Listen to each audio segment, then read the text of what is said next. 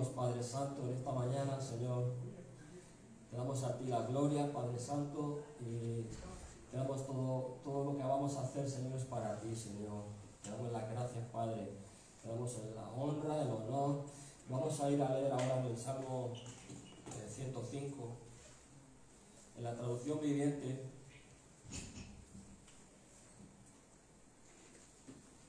Aleluya. Aleluya. Dice en la traducción viviente: den gracias al Señor y proclamen su grandeza. Que todo el mundo sepa lo que Él ha hecho. Canten a Él, sí, canten a Él alabanzas. Cuéntenle a todo el mundo acerca de sus obras maravillosas. Regocíjense por su santo nombre. Alégrense ustedes los que adoran al Señor. En el 4 dice así: busquen al Señor y a su fuerza. Búsquenlo continuamente. Dice en el 5: recuerden las maravillas y los milagros que ha realizado y los decretos que ha dictado. Amén. Amén. Es una traducción que abre un poco más la visión, ¿no? de lo que está diciendo. Y es realmente, cuando empieza en el 1, dice: den gracias al Señor y proclamen su grandeza, y que todo el mundo sepa lo que Él ha hecho. Hay veces que Dios hace cosas, pero nosotros callamos. No proclamamos ni damos testimonio de lo que ha hecho Él, ¿no? Y luego sigue diciendo: canten a Él, sí, y lo recarga con una coma, sí, canten alabanzas, cuéntenle a todo el mundo acerca de sus obras maravillosas. Hay veces que nosotros decimos: yo sé que Dios ha hecho esto, pero lo callamos. Estamos como quitándole a Dios realmente la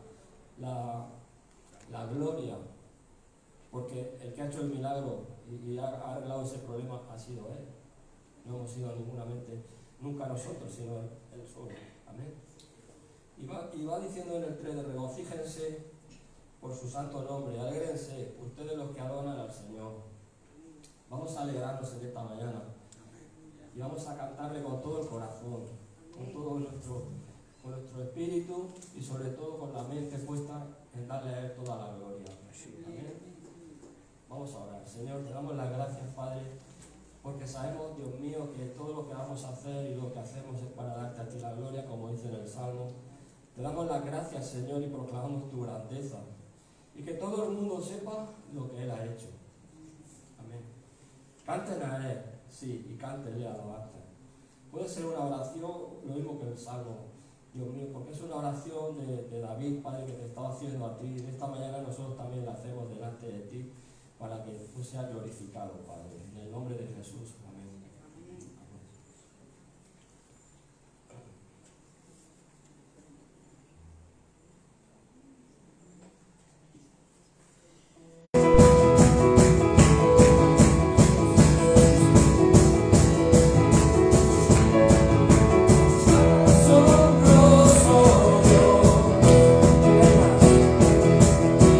Vengas con poder.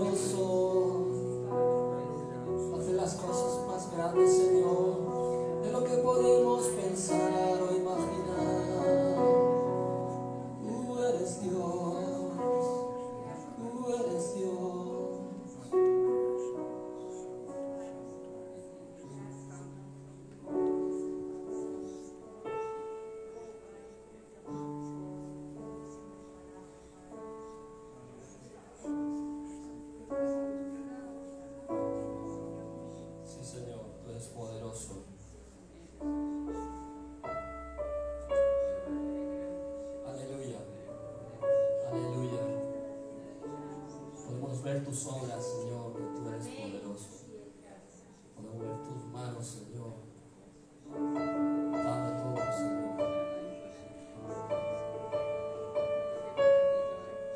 Sí, Señor. Sí, Jesús.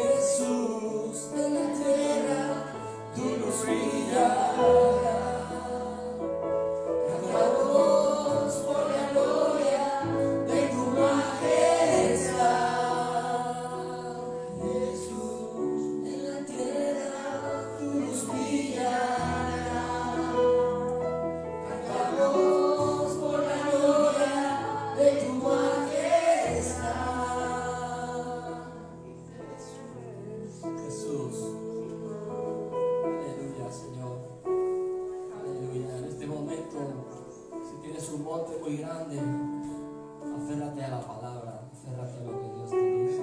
Amén. Si tienes un horizonte que tú lo ves muy difícil, confíalo a Dios. Amén. Oh, gracias, Jesús.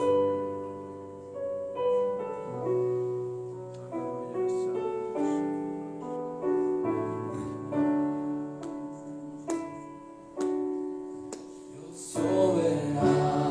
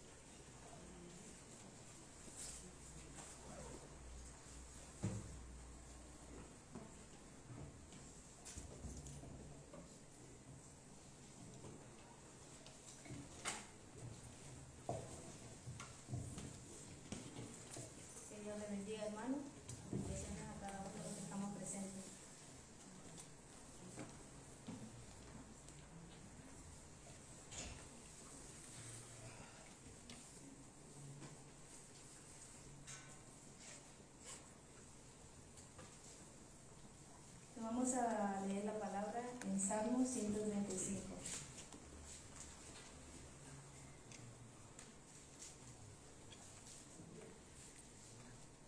Cuando me dicen que los tenga, me dicen amén. Y ya saben, como siempre digo a los hermanos, si nos podemos poner de pie, leemos la palabra.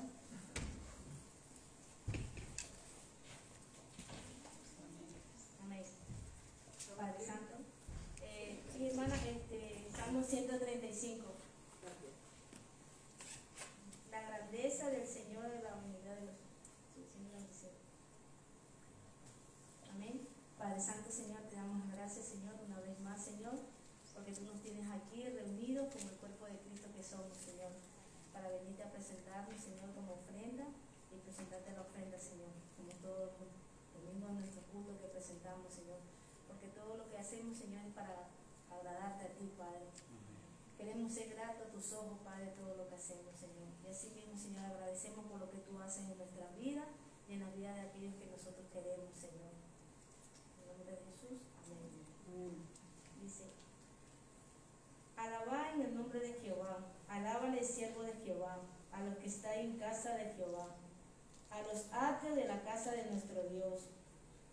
Alabad a Jehová porque Él es bueno. Cantad salmos su nombre, porque Él es benigno. porque Jehová ha escogido a Jacob para sí, Israel por posesión suya. Porque yo sé que Jehová es grande, el Señor nuestro, mayor que todos los dioses. Todo lo que Jehová quiere, lo hace. En los cielos, en la tierra, en los mares, en todos los abismos. Hace subir las nubes de los extremos de la tierra. Hace que los relámpagos para la lluvia. Saca de los depósitos los vientos. Amén. Qué buena su palabra. Siempre digo que es bueno los salmos y los proverbios. Siempre Dios nos habla. Su palabra siempre nos habla. Cada letra, cada coma, Él siempre nos quiere decir algo, hermano. Vamos a presentar la ofrenda y a pasar adelante. Gracias, Padre. Sí, Señor. Amén.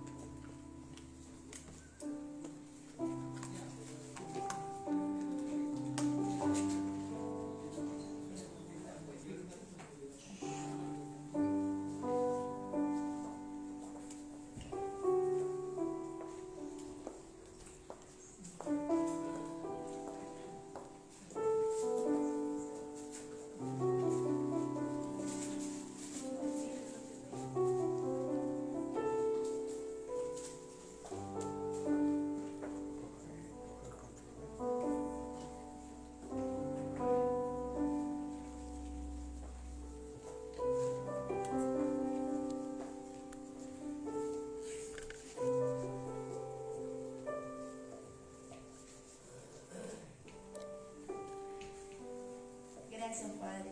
Gracias, Padre, porque tú nos permites, Señor, hacer lo que demande tu palabra, Señor.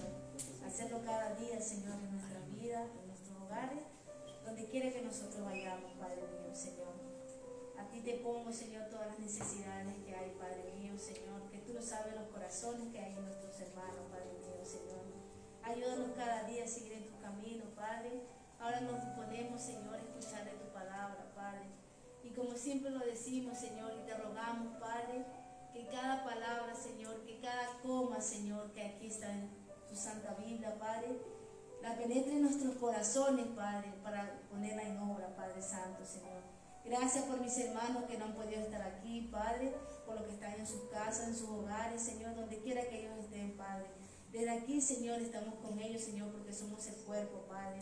Bendecimos todo en tu nombre, Padre. Todo, Señor, todo lo que viene de ti, Señor, lo bendecimos, Padre, porque tú eres bueno, mi Dios amado, Señor. Gracias, Padre, porque tú lo permites, Padre mío, Señor. Gracias te lo damos en el precioso nombre de Jesús, Señor. Amén.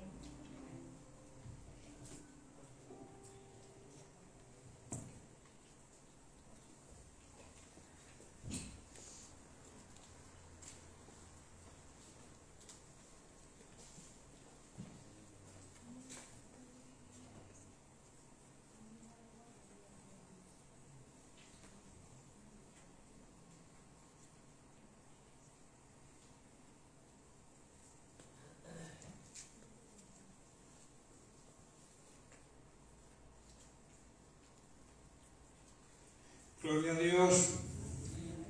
Qué bueno es Dios.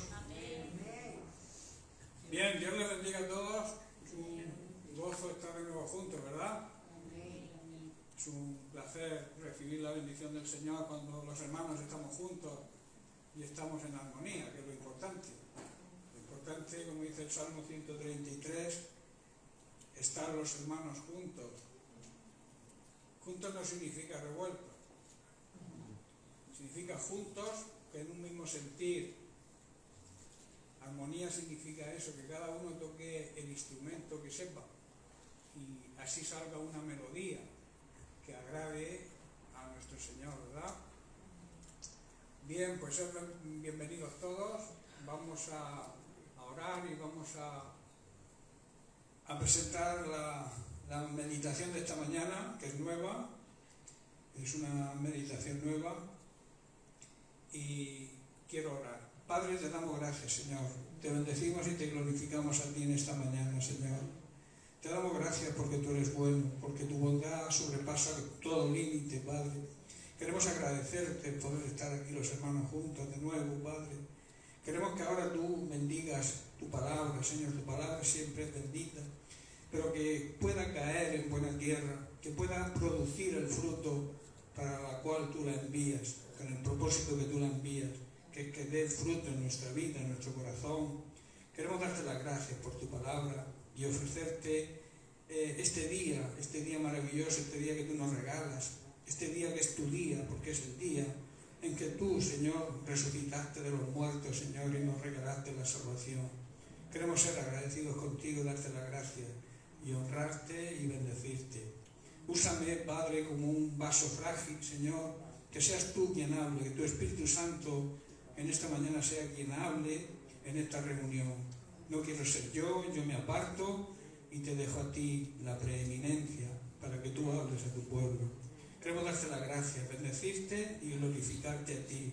En el precioso nombre de Cristo Jesús. Amén y amén. Bien, como he dicho, vamos a empezar un tema nuevo que he titulado Agua Viva. Agua que produce vida. Y ante este título se plantean algunas preguntas. La primera es, ¿tienes sed de ese agua? La segunda, ¿estás sediento de verdad? ¿Qué agua estás aceptando en tu vida? ¿Qué agua estás bebiendo? Son preguntas que deberíamos hacernos, ¿no? Y que tenemos que hacernos. Tenemos la obligación, primero, de tener sed. Segundo, de ir a la fuente. Y tercero, que podamos beber un agua pura, un agua sin contaminar. En Juan Jesús promete esa agua que produce vida y vida verdadera. En el capítulo 7 de Juan vemos, en el versículo 37, lo vemos a partir del 37 hasta el 39, dice, en el último día de la fiesta, o sea, de la fiesta, el más importante día de la fiesta era el último, Jesús se puso de pie y gritó a la multitud. Dice, todo, no excluye a nadie, todo el que tenga sed puede venir a mí. Tremendo llamado, ¿verdad? A aquel que tiene realmente sed. Y el verso 38 dice, todo el que crea en mí puede venir y beber. Pues las Escrituras declaran, de su corazón, de su interior, brotarán ríos de agua viva. Y luego vemos el verso 39, vemos como una aclaración de lo que realmente quería decir Jesucristo. Dice, con la expresión agua viva se refería al Espíritu Santo, el cual se le daría a todo el que creyera en él, pero claro, el Espíritu Santo aún no había sido dado, porque Jesús todavía no había entregado, no había recibido, no había sido glorificado. De ahí la promesa que se cumpliría en Pentecostés, ahí lo anuncia, pero esa promesa se cumple el día de Pentecostés, después de que Jesús cumpliera su ministerio en la tierra, muriera en una cruz, resucitara y se presentara ante el Padre, y Dios lo puso en esa gloria, en ese honor de privilegio. Entonces ahí, a partir de ahí, es cuando se recibe la promesa. En Lucas capítulo 24, verso 49, Jesús dijo, he aquí, yo enviaré la promesa de mi Padre sobre vosotros, pero tenéis que quedaos vosotros en la ciudad de Jerusalén hasta que seáis investidos de poder de lo alto. Y en Hechos capítulo 1, verso 4, unos momentos antes de la ascensión de Jesús, Lucas recuerda sus palabras. Dice, y estando juntos, unánimes, les mandó que no se fueran de Jerusalén, sino que esperaran la promesa del Padre, la cual les dijo, oísteis de mí. Y ahora vemos el cumplimiento de esa promesa, y está en Hechos capítulo 2, a partir del verso 1. Dice, cuando llegó el día de Pentecostés, estaban todos unánimes juntos. La importancia, unánimes juntos, que significa tenían un mismo sentir, tenían un mismo forma de pensar, un mismo pensamiento, tenían la misma voluntad, su voluntad estaba en el mismo orden, sus deseos eran los mismos. Hoy en día, hermanos, y esto es algo que debemos rectificar, hoy en día hay poco derramamiento del Espíritu Santo en las iglesias, hay poca manifestación de los dones del Espíritu Santo dentro de las iglesias. Nos estamos volviendo apáticos, fríos. ¿Por qué? Porque no hay unanimidad de criterios. No pensamos lo mismo, no estamos unánimes, no sentimos lo mismo. Y por eso el Espíritu Santo no se derrama.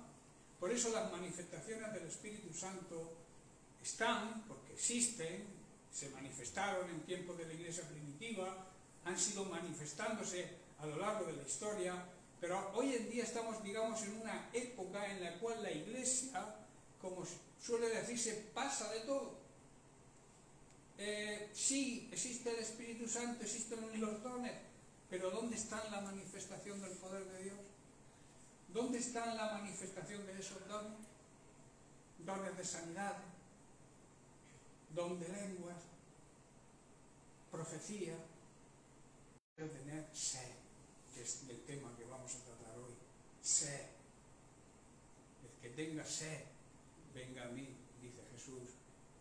Por eso la pregunta que hacía al principio, ¿tienes sed? ¿De qué agua te estás? Ya vino. Eso es una realidad. Vino el día del Pentecostés y se recibe cuando nosotros aceptamos a Jesucristo como Señor y Salvador y nacemos de nuevo. El Espíritu Santo no va a venir, ya vino. Y mora dentro de cada uno de un nacido de nuevo, de un creyente verdadero, de esa nueva criatura que somos en Cristo, a través del exponernos bajo la presencia de Dios y aceptar su señorío y aceptar a Jesucristo como Señor y Salvador. A partir de ahí el Espíritu Santo mora dentro de nosotros, pero al no existir unanimidad, al no estar todos en un mismo sentir, el Espíritu Santo está apagado. Está, pero no se manifiesta porque no le dejamos. Si hoy hubiera esa misma unanimidad, ese mismo sentir en su iglesia, sería una bomba. Dice que el lugar, cuando recibieron el Espíritu Santo, el lugar tembló. Si nosotros tuviéramos esa misma unanimidad, esa misma unidad que tenía la iglesia primitiva, donde estaban todos en el aposento alto, vendría el Espíritu, sería una bomba. Sería dinamita, ¿verdad? Y este lugar seguro que temblaría. En Hechos 1:8 dice, así lo expresa Jesús, cuando dice, pero de una forma tremenda. Y entonces podréis ser mis testigos. En otras palabras, con este poder, con esta dinamita que yo os transfiero en el Espíritu Santo, estáis capacitados, tenéis la capacidad de poder dar testimonio de mí. Debemos recordar que la palabra testigo significa mártir. En otras predicaciones anteriores lo expliqué profundamente, hoy voy a pasar por encima, pero la palabra testigo significa mártir, que significa dar testimonio no solo de palabras, sino de hechos, de lo que se deduce que ese poder nos capacita para testificar de Cristo aún a riesgo de perder nuestra propia vida. Eso es lo que significa ser testigos. Y el poder del Espíritu Santo nos capacita para eso. Sigamos con Hechos capítulo 2. Ahora vamos a leer el versículo 2. Y dice, y de repente, las cosas que Dios hace muchas veces, la mayoría de las veces las hace de repente, o sea, suceden en un momento que ni esperamos, pero suceden. Dice, y de repente vino del cielo un estruendo como de un viento recio que soplaba, el cual llenó toda la casa donde estaban sentados. Verso 3, y se le aparecieron lenguas repartidas como de fuego, asentándose sobre cada uno de ellos. Y escuchad bien el versículo 4 lo que dice, y fueron todos, no fueron unos pocos, ni la mitad, ni 4, ni 3, ni 2, fueron todos llenos del Espíritu Santo. A mí me gustaría un día hacer un culto de avivamiento en este sentido, que todos pudiéramos llegar a ese éxtasis de unanimidad y pedirle al Espíritu Santo que se manifieste. Pero para eso necesitamos estar en un mismo sentir, pensar lo mismo. Y el Espíritu Santo dice que todos fueron llenos, todos, no quedó ni uno. ¿Por qué? Porque sentían lo mismo. Y comenzaron a hablar en otras lenguas. Esto habla de hablar en otras lenguas. Uno de los significados es que demuestran que el Espíritu Santo mora dentro de nosotros. El hablar en lengua es una señal de que el Espíritu Santo mora en nosotros. Según dice, hablaron esas nuevas lenguas según el Espíritu les daba que hablasen, porque no somos nosotros, es el Espíritu Santo hablando a través de nosotros. Pero hermanos, para que se produjera ese derramamiento del Espíritu Santo, ¿qué fue necesario? Primero fue necesario que obedecieran. Les dijo, no iros de Jerusalén, permanecer hasta que recibáis la promesa. Obedecieron y lo obedecieron con paciencia. Paciencia significa virtud que sabe esperar aunque desees mucho algo. Ellos deseaban, claro que deseaban ese poder prometido, esa promesa, pero obedecieron y tuvieron la paciencia, esperar el tiempo del Señor para recibirlo. Y en segundo lugar, como he dicho, estaban unánimes, juntos, tenían el mismo sentir, el mismo pensamiento, la misma voluntad, los mismos deseos. Y estaban sedientos, hermanos. Tenían sed de recibir la promesa. Vuelvo a repetirte, tú tienes sed. Necesitamos tener esa sed. Si actuamos, hermanos, de la misma manera que actuó la iglesia primitiva ahí en el aposento alto, ¿creéis que no se va a producir lo mismo, el mismo resultado? Dios no cambia de forma de pensar, Dios no cambia de forma de actuar, Dios es el mismo por los siglos, es el mismo ayer, hoy y por la eternidad. Y si produjo esos efectos, esos resultados con la iglesia primitiva, es porque ellos hicieron algo que nosotros quizá no estemos haciendo, que es obedecer a Dios, esperar con paciencia esa promesa y estar unánimes, que es la importancia, y sobre todo tener sed, estar sedientos de la palabra de Dios. Hay unas condiciones necesarias para recibir esa agua viva que Jesús promete y que esa agua produce vida y vida auténtica, vida verdadera. Primero es la necesidad de tener sed. ¿Qué significa sed? Sed es un deseo, un apetito ardiente de algo. Es una necesidad de beber. Ese apetito sacia, solo se sacia yendo a la fuente. De ahí el llamado de Jesús, la invitación de Jesús. Todo, no excluye, vuelvo a repetir a nadie, todo el que tenga sed puede venir a mí. A Jesús tenemos que ir con sed de recibir su palabra, con sed de recibir su enseñanza, con sed de imitarle, de seguir sus pasos. Esa sed tiene que ser promovida en nosotros.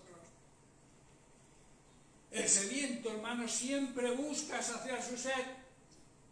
Como hijos de Dios, como iglesia, debemos tener ese deseo de saciar nuestra sed y cumplir con las características del ministerio de la iglesia. ¿Sabéis que una de las características del ministerio de la iglesia es provocar la sed en los incrédulos? Esa sed que nosotros ya hemos saciado, ya estamos saciados porque hemos ido a la fuente. Por eso la necesidad primordial, primera de la iglesia, que ir a la fuente, beber de esa agua, para poder provocar sed en el mundo que nos rodea, en las personas que aún no creen. ¿Amén? ¿Me estáis entendiendo? Entonces, El ministerio, como he dicho, de la Iglesia hoy es provocar en el no creyente la necesidad de que se despierte esa sed por Dios, esa sed por la palabra de Dios, predicándola y acompañándola con nuestro testimonio. Y entonces, de la forma en que vivamos, vamos a provocar sed o no en las personas que nos rodean. Proclamar el Evangelio con nuestra boca y acompañándolo con nuestro testimonio, vamos a provocar esa sed en esas personas que todavía no conocen al Señor y que necesitan conocerlo para ser salvos. En Mateo capítulo 5, verso 13, Jesús dijo: vosotros sois la sal de la tierra. Dices, y si la sal se desvaneciere, o sea, si la sal pierde su sabor, ¿con qué será salada esta tierra? Si la sal ya no funciona, si la sal es insípida, pierde su sabor, ¿cómo va a funcionar en esta tierra? ¿Con qué va a ser salada esta tierra? Dice, no sirve para nada si la sal no es una sal con su sabor auténtico, sino para ser echada afuera, tirarla y ser pisoteada por los hombres.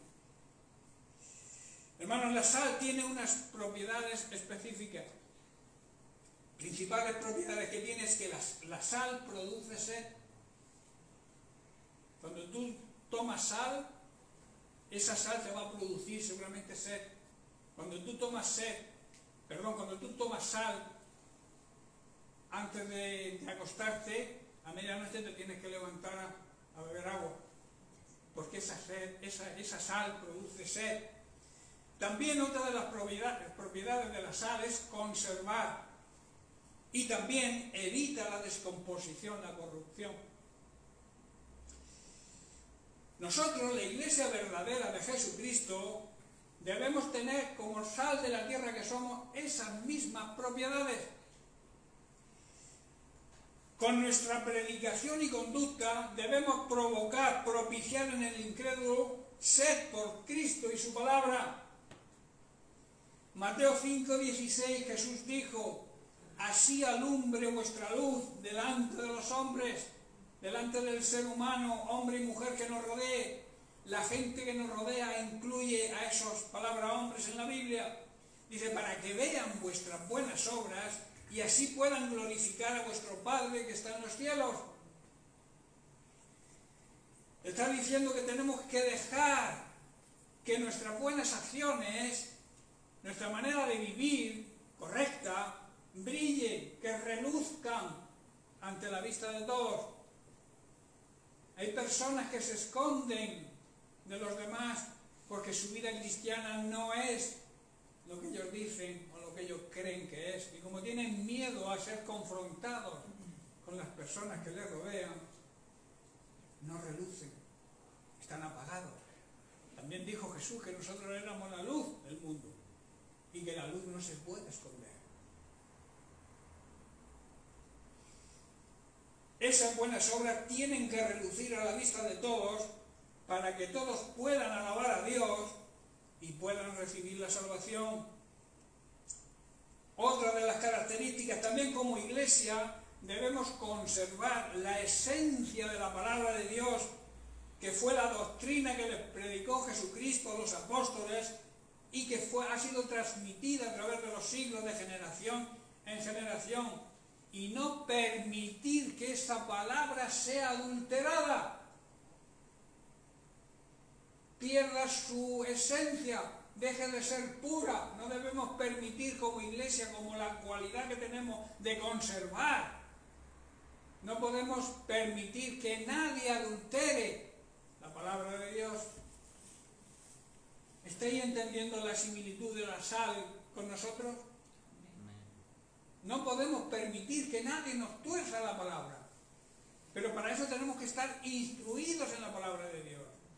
Meditar de día y de noche en la palabra de Dios, como le dijo Dios a Josué. Medita de día y de noche, o sea, en todo tiempo tenemos que estar con la palabra de Dios en nuestra mente, profundizando en ella, buscando la revelación que el Espíritu Santo nos va a traer si queremos que nos la traiga, claro. Eso nos va a dar vida y vida, esa vida que promete, esa agua de vida. En Hechos capítulo 2, verso 42, vemos el ejemplo de la iglesia primitiva. Dice, y perseveraban, que quiere decir, se mantenían firmes, constantes, conservaban la palabra pura de la doctrina de los apóstoles. También participaban en la comunión unos con otros. Esto habla de coinonía, de estar los hermanos juntos en armonía. Y también participaban en el partimiento de pan, repartiendo el pan, compartiendo el pan y las cosas para que nadie pasara falta. Y también participaban de las oraciones y de la Santa Cena también. Todos los creyentes, hermanos, y eso es un ejemplo para nosotros a seguir, se dedicaban y se mantenían firmes. Nadie, vuelvo a repetir, les torcía la palabra de Dios. Nadie les adulteraba la enseñanza de los apóstoles y nadie les quitaba ese gozo de estar los hermanos juntos, esa comunión fraternal entre los hermanos. Hoy en día, y también participemos con los hermanos en coinonía, ayudándonos unos a otros, preocupándonos unos a otros. Todos, la mayoría hemos pasado por el tema del COVID, ¿no? ¿A cuántos llamas para preguntarle cómo están? Hemos llamado a mucha gente preguntando, hermano, sé que estás pasando lo más, ¿cómo estás? ¿Necesitas mi ayuda? Es triste, ¿verdad? Pero ocurre, está ocurriendo. Nos despreocupamos, nos hemos vuelto religiosos, nos hemos vuelto domingueros. Dios quiere otra cosa de su iglesia, hermano.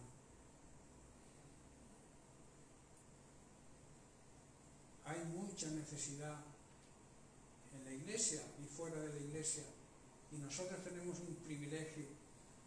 Tenemos el poder de Dios, tenemos esa dinamita que Dios nos ha transmitido a través del Espíritu Santo para poder dar testimonio dentro de la pandemia, dentro de todos estos problemas que estamos sufriendo, poder dar testimonio y transmitir consuelo y ayuda a la gente que nos rodea.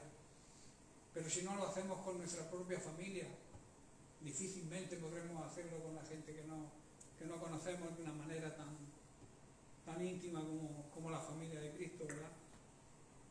Tenemos que fomentar, hermanos, esa coinonía, ese deseo mutuo. Dice la palabra de Dios que de hacer el bien y de ayudaros mutuamente no os olvidéis, porque ese tipo de sacrificios son los que le agradan a Dios. Son los que Dios se pone contento cuando los ejercitamos, cuando los hacemos. Hacer el bien. Nunca hagas daño a nadie, hermano. Aunque te hagan daño a ti, tú no devuelvas daño por daño. Tú tienes que vencer el daño que te hagan con amor. Si quieres salvar a esa persona que también Cristo murió por ella en la cruz. Actuemos como lo que somos. Luz y sal. Estudiemos las cualidades de la luz y de la sal para aplicarla a nuestra vida. No permitas que nadie tuerza, vuelvo a repetir la palabra de Dios. Hoy en día hay muchas sectas, muchas falsas doctrinas, doctrinas adulteradas, incluso envenenadas. Son la obra del diablo utilizando a sus siervos. Envenenan la palabra de Dios para que tú la bebas y te mueras. Espiritualmente hablando, me refiero. Si tú bebes un agua contaminada, enfermas. Pero si bebes un agua envenenada, te mueres. Estoy hablando físicamente, pues espiritualmente es lo mismo. No bebas de las fuentes equivocadas. Busca, Jesús dice, ven a mí, que soy la fuente, yo. No hay más fuente que produzca esa agua de vida. No bebamos de otras fuentes, hermano. Yo cuando podíamos salir al campo y todas esas cosas, veíamos fuentes, y en muchas fuentes veíamos no potable. Y qué haces cuando ves un cartel no potable? ¿No bebes? Hoy hay muchas aguas no potables hoy en día, espiritualmente hablando, muchas falsas religiones, falsas doctrinas que te van a hacer daño, que te van a enfermar, incluso van a matar tu vida espiritual. No bebas de esas fuentes. También como iglesia debemos, con nuestro ejemplo, evitar la descomposición y la corrupción en estos tiempos que nos ha tocado vivir, llenos de toda corrupción, llenos de toda falta de moral y de ética. Ya no se respetan los valores que nos han enseñado nuestros antepasados, no se respeta nada. No tenéis nada más que ver vídeos y cosas que hay por ahí por YouTube y en televisión de personas diabólicas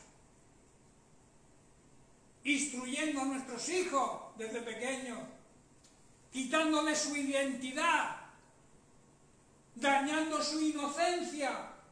Los niños son inocentes y quieren perturbarlos desde la infancia, metiéndoles ideas diabólicas. Nosotros como iglesia tenemos que evitar esa corrupción. Todos tenemos hijos o nietos. Luchemos para que no adoctrinen a nuestros hijos en esas ideologías diabólicas que vienen del mismo infierno. Como iglesia y como la sal que somos, tenemos esa obligación de evitar esa corrupción.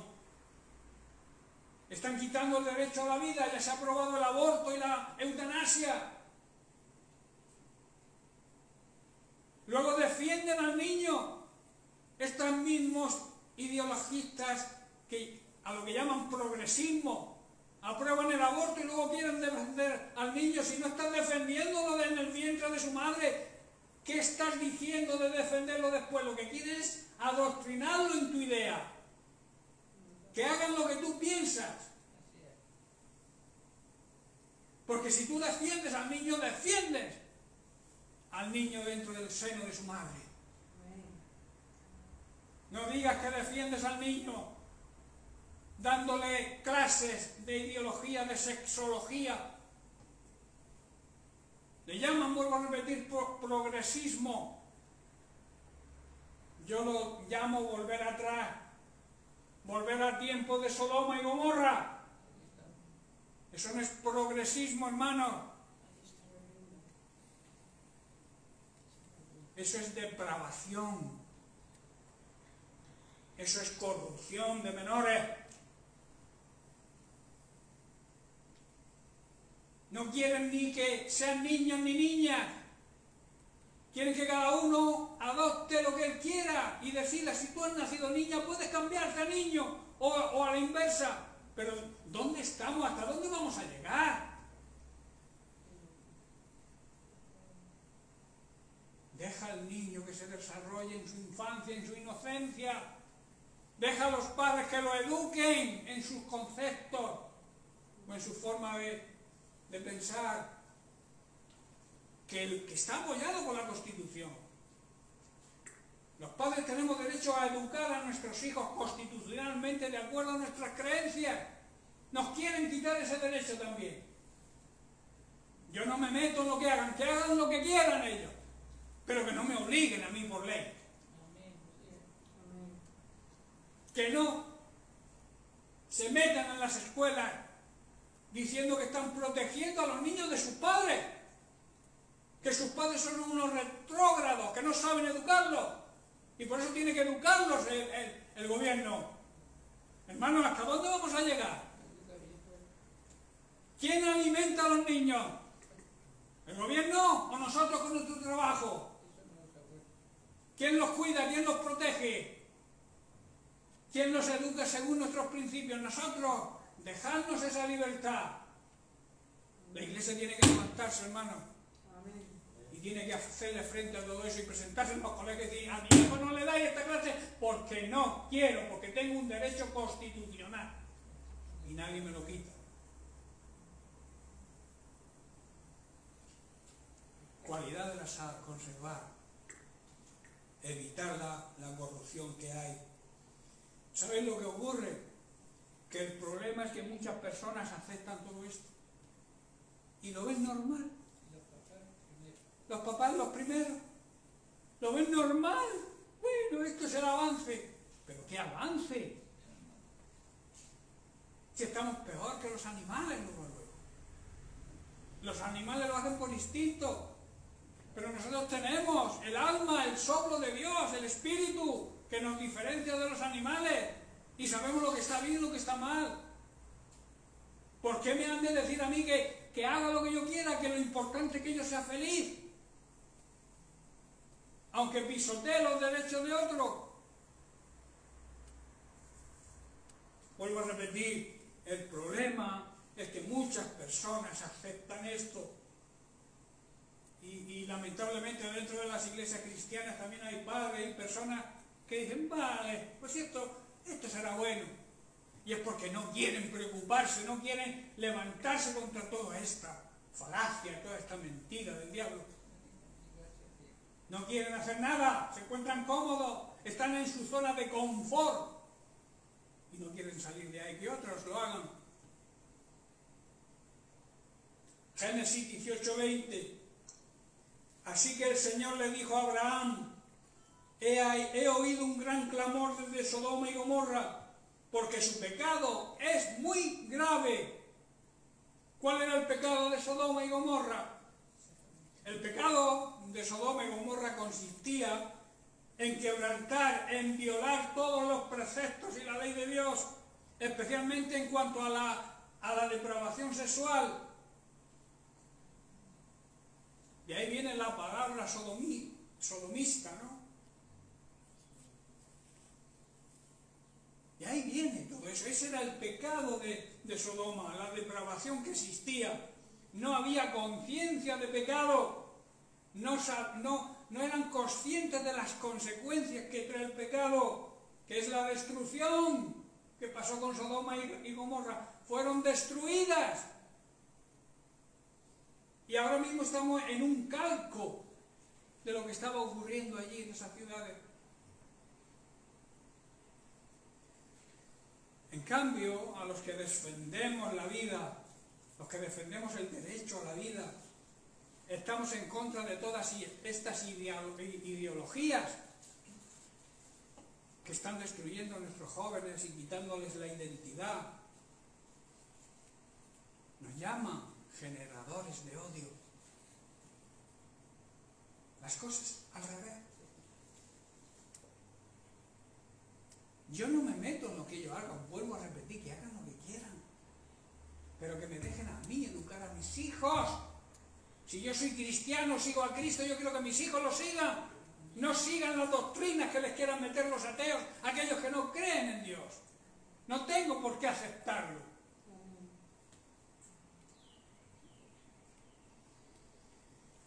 Aquí vemos que se cumple el lamento y la advertencia de Dios en Isaías 5:20. Dice, ay de los que a lo malo dicen bueno y a lo bueno malo, que hacen de la luz tinieblas y de las tinieblas luz, que ponen lo amargo por dulce y lo dulce por amargo. O sea, cambian el orden natural de las cosas y se quedan tan frescos. Y esto es lo que está pasando, lo vemos.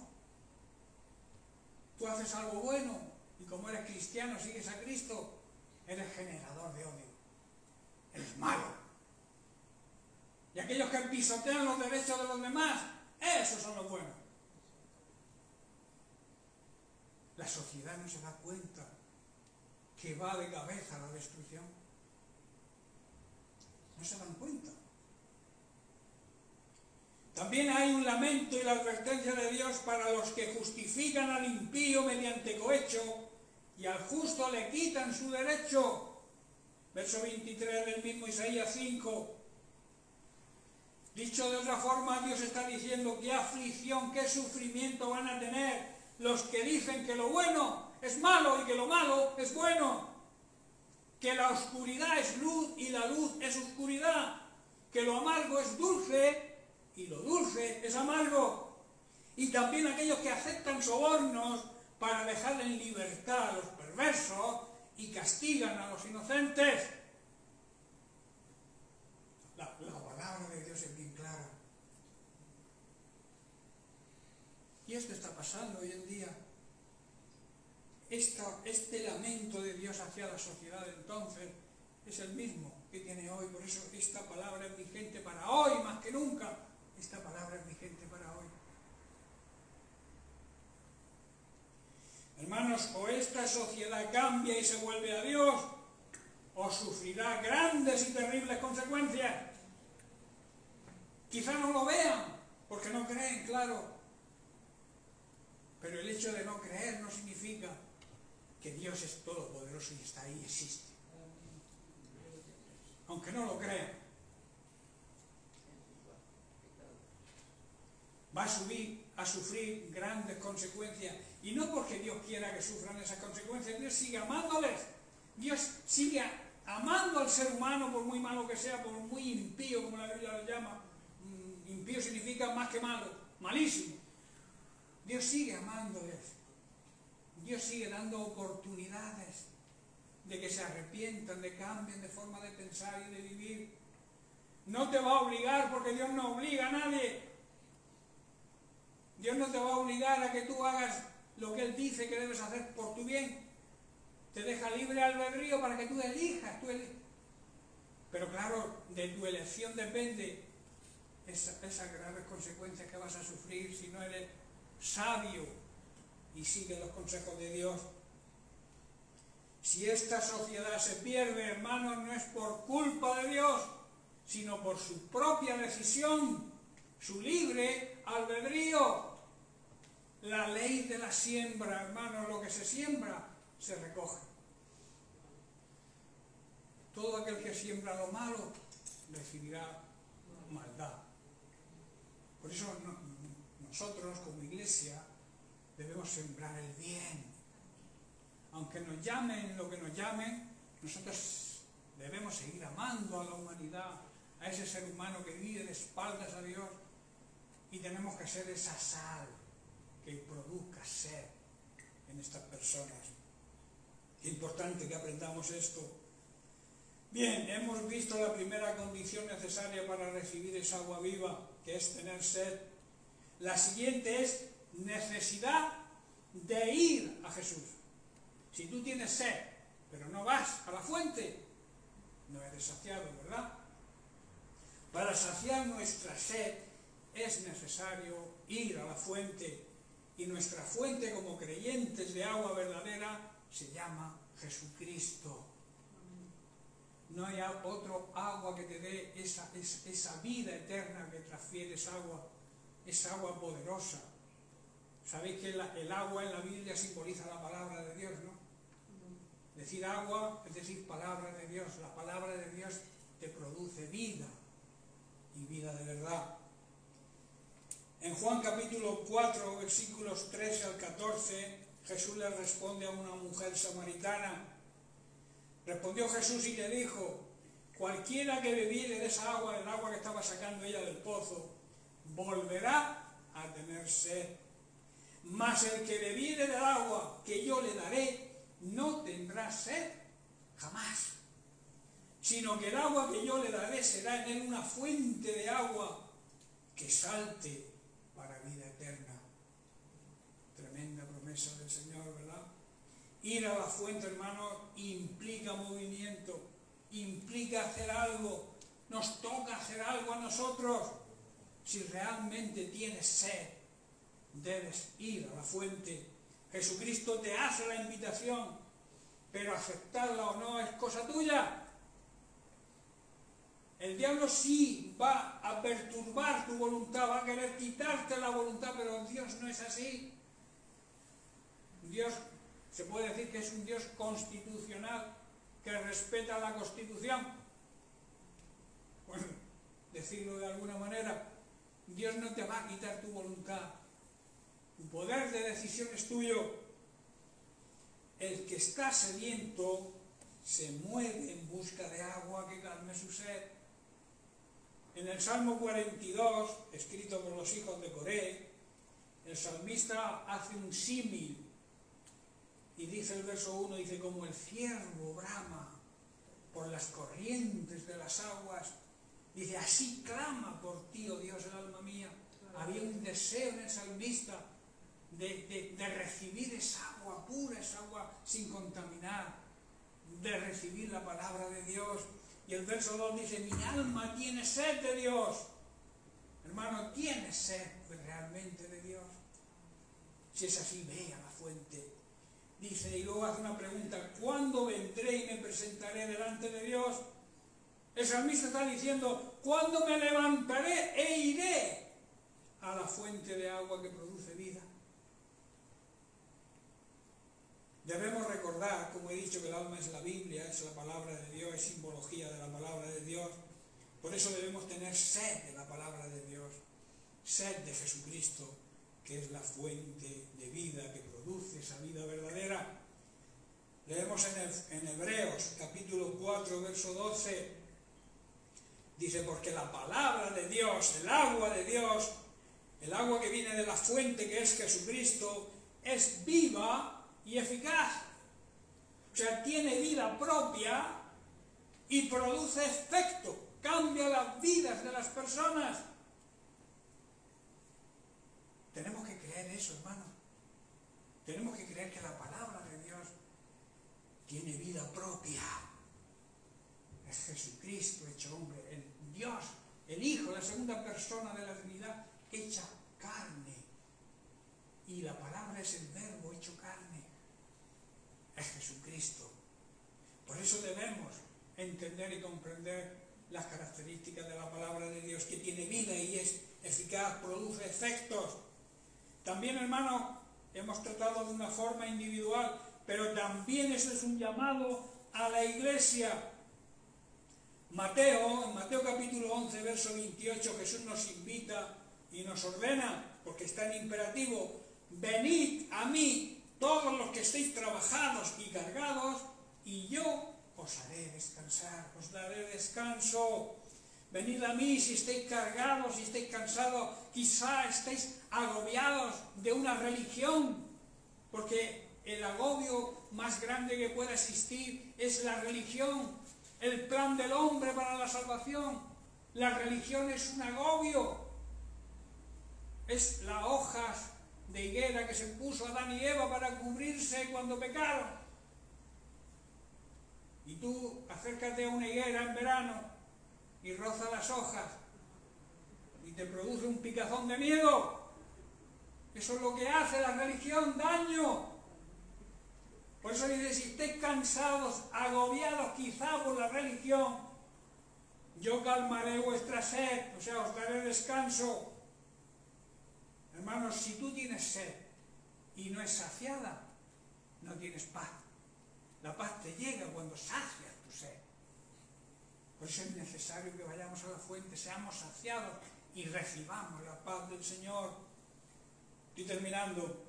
En Jesús en Lucas capítulo 11, versos 45 y 46, Jesús después de llamarles hipócritas a los fariseos y a los intérpretes de la ley, que eran los religiosos de la época, le responde a uno de ellos ante la pregunta. Dice, respondió uno de los intérpretes de la ley, verso 45, le dijo, Maestro, cuando dices estas cosas también nos ofendes a nosotros. Jesús dijo en el verso 46, ¡ay de vosotros también!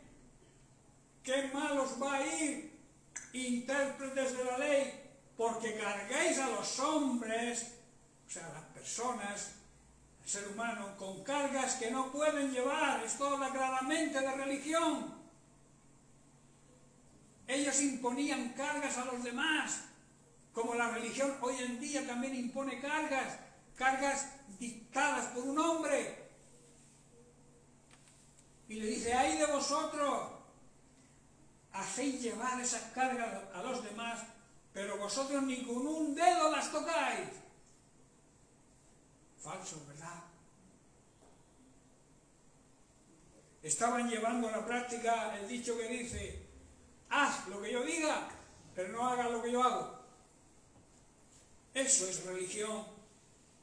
Jesús claramente está hablando aquí de un llamado a descansar, de toda esa carga que a través de los siglos ha supuesto para el ser humano la religión.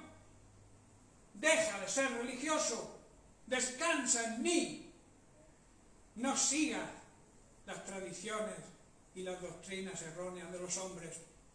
En Apocalipsis capítulo 21, versículos 6 y 7, Jesús le dice a Juan, y es de aplicación para nosotros hoy: yo soy el alfa y la omega, o sea, el principio y el fin. Primero se presenta, yo soy el único, el primero, el alfa, la primera letra del abecedario griego, y la última, la omega. Primero, el último y el fin. Dice: al que tuviere sed, yo le daré gratuitamente de la fuente de su palabra, del agua de la vida. Y el verso 7, el que venciere, el que se mantenga fiel, heredará todas las cosas, y yo seré su Dios, y él será mi hijo. Amén. Aleluya. Yo creo que Dios habla clarito, Yo le he pedido esta mañana al Señor lo primero que fuera Él hablando. Dios está hablando muy claro. Dios ha hablado muy claro a lo largo de todos los siglos. En Isaías 40, verso 29 al 31, vemos otra gran promesa de Dios.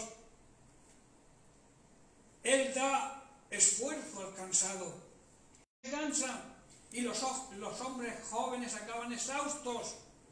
En cambio, esta es la gran promesa: los que confían, los que tienen la esperanza puesta en el Señor, depositan toda su fe en Él, encontrarán nuevas fuerzas, volarán alto como vuelan las águilas, correrán y no se cansarán, caminarán y no desmayarán. Tremenda promesa de Dios. Qué bueno que podamos aplicar, qué bueno es que vayamos a la fuente a recibir esa agua de vida, esa agua tan necesaria para calmar nuestra sed. ¿Tienes sed? Te vuelvo a repetir. Si tienes sed de verdad, ve a la fuente del agua pura, del agua sin contaminar, del agua sin envenenar, que es la palabra de Dios, sin adulterar. Amén. Amén. Bien, que Dios les bendiga. Seguimos la semana que viene, porque no sé